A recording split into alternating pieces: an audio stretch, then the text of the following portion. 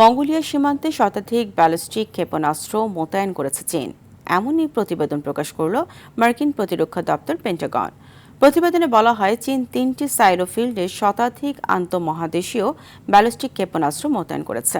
চীন বর্তমানে বিশ্বের যে কোনো পারমাণবিক শক্তিধর দেশের তুলনায় দ্রুত গতিতে তার অস্ত্র ভাণ্ডার সম্প্রসারণ ও আধুনিকায়ন করছে বলে দাবি করে পেন্টাগন। যদিও এই ধরনের প্রতিবেদন চীনকে কলঙ্কিত ও আন্তর্জাতিক সম্প্রদায়কে বিভ্রান্ত করার অপচেষ্টা বলে অভিহিত করেছে বেইজিং।